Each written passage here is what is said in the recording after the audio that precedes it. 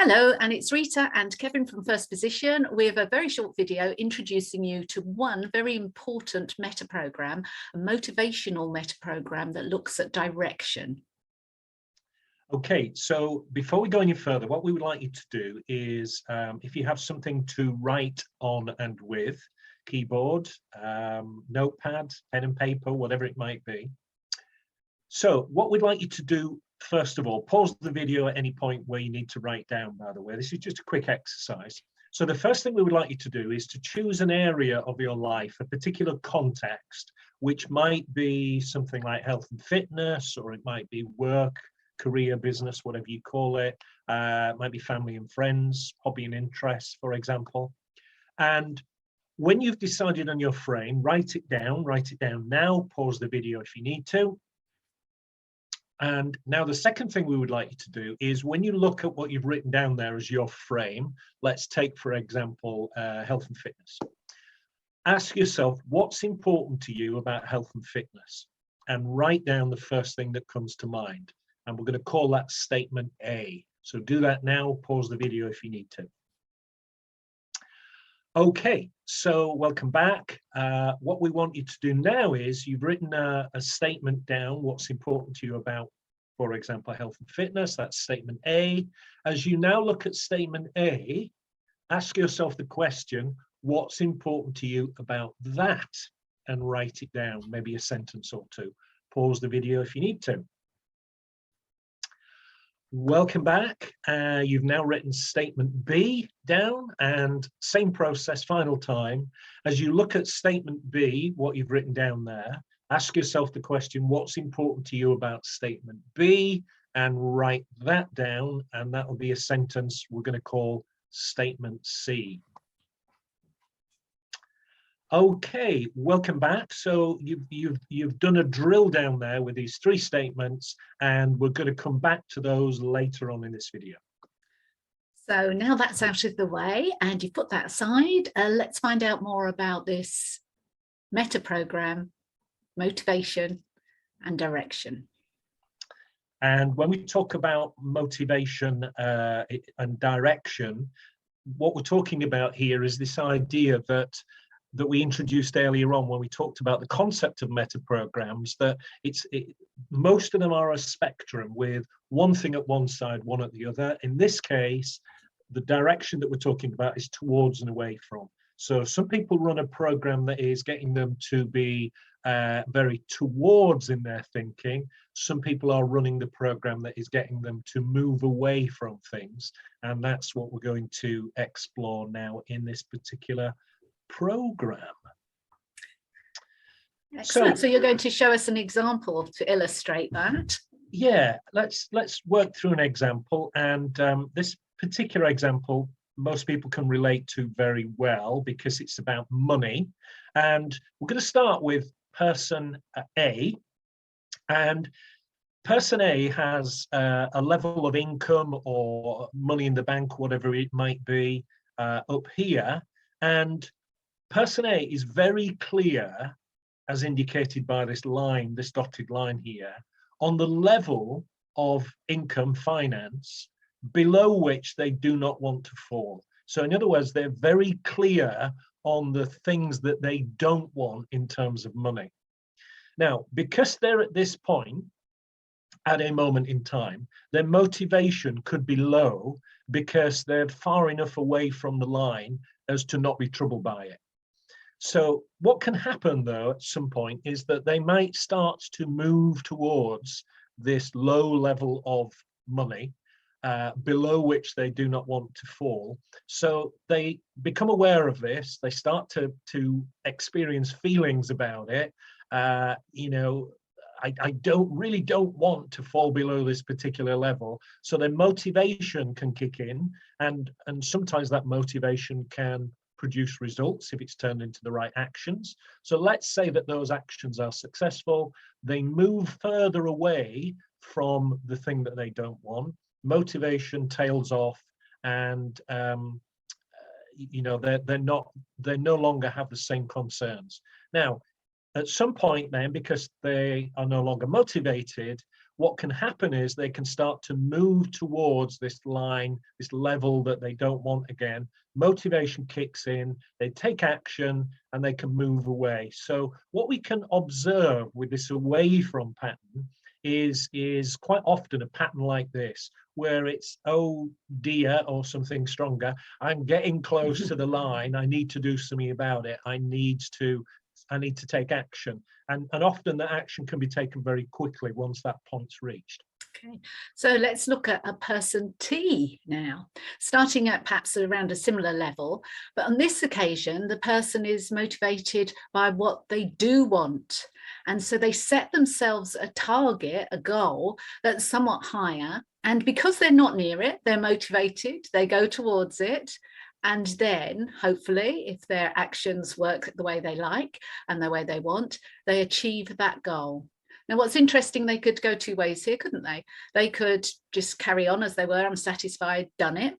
Or, and what's more likely the case if they're running this pattern, they set themselves another goal, which is further ahead or towards something else. And then they're motivated towards that. And again, when they reach that target, the pattern suggests that they would generally set another one and another one and another one. So they're moving towards what they want, and the actual line and pattern here is somewhat different from the away one, as it's that continuous sort of moving up and towards and forward. So that's the towards pattern.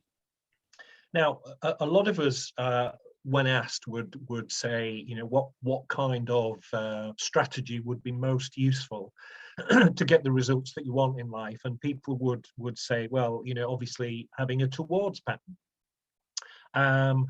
And some of you may be sat there thinking, well, you know, why is that not happening for me? And in making that assessment, you may be recognizing that perhaps, and remember, these patterns run unconsciously, perhaps you're unconsciously running this away from pattern, and therefore why you're not getting the results of having those things that you want in your life is perhaps that you may be unconsciously running this away from pattern. Now, the other really important aspect about this, and when I first came across this, it was a real aha moment for me, is that there is a kind of paradox as well in when one runs the away from pattern. And there's a simple activity that I'll share to demonstrate this. So what I want you to do now is to follow my simple instructions, and the instruction is, don't think about a pink elephant. Now, what happens there, some of you may be kidding yourselves that you didn't think of a pink elephant, but in a split second, in an instant, the way the brain works is that it has to think in some way, shape or form of a pink elephant. Now, a split second after, you can process the command, don't think of a pink elephant, and switch your attention to a fluffy white rabbit or whatever it might be. But by then it's too late. And this is because the way the brain works is the brain cannot process a negative directly. By directly, we mean in that instant. So obviously we can understand negation, we can understand don't do this, not this, but it's kind of after the event. So in the same way that if I say to you, you know, don't think of pens now, yeah, particularly don't think of the blue pen, then that's where your attention immediately goes.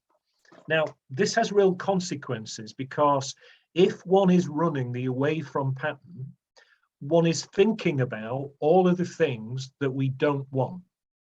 And the paradox of that is that it's making it more likely that we attract those things in, because it's almost like we're mentally rehearsing for those things, even though we are being very clear that we don't want these things. But it's almost like, you know, I don't want this, I don't want this, I don't want this.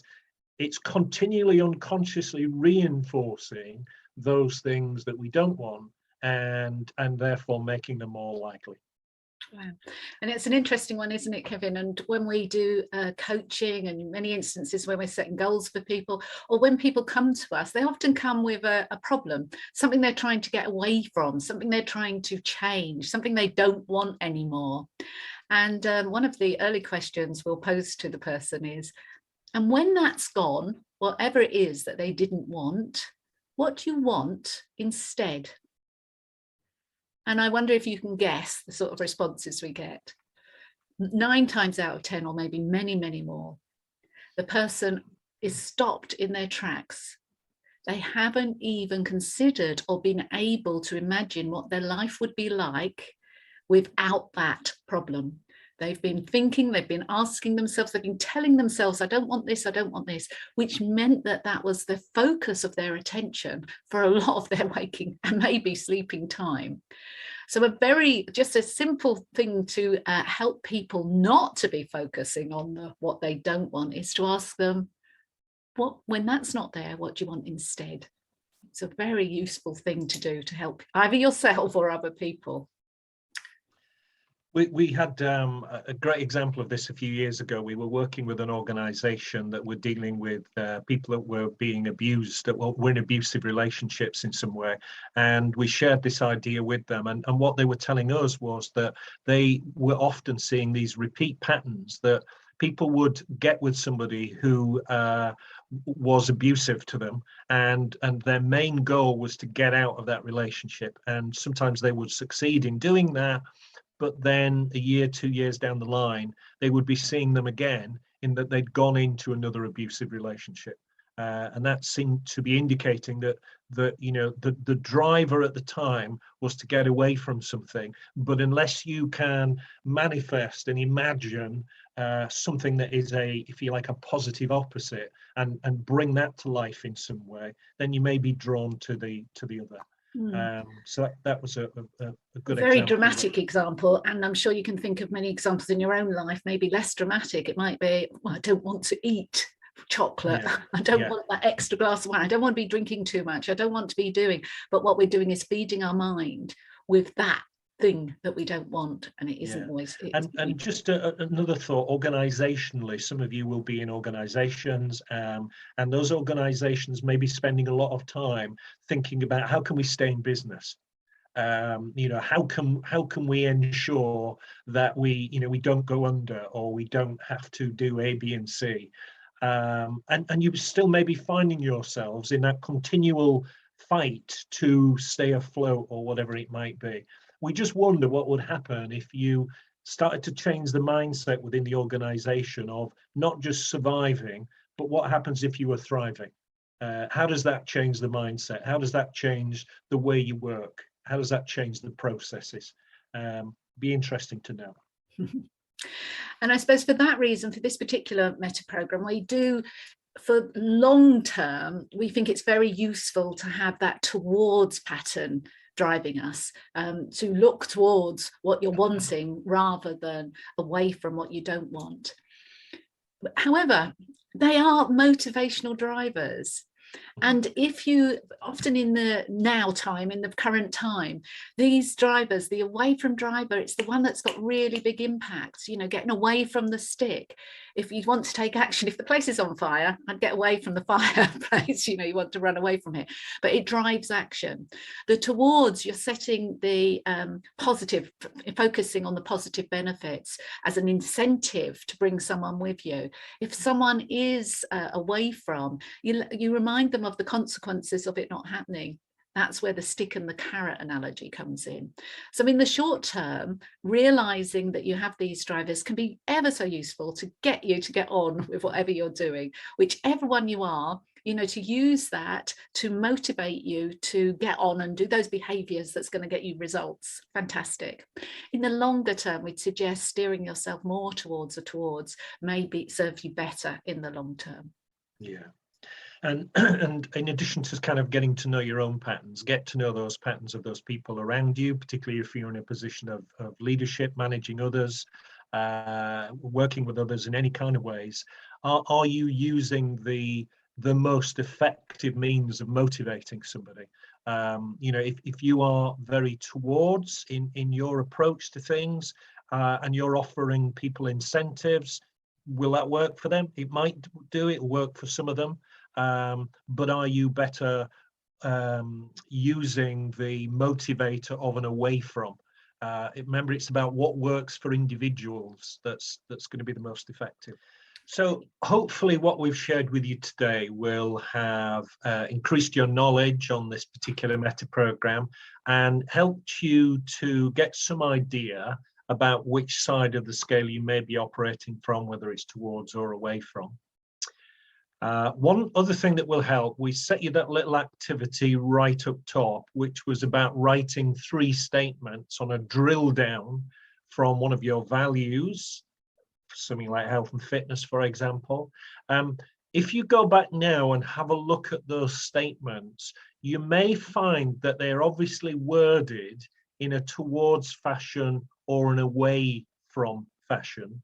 That might again give you a little bit of a clue as to what your own particular pattern might be. It may be a mixture, but it may be quite obvious from looking at those. Excellent. So we'll leave you now, and we invite you to stay curious and keep learning.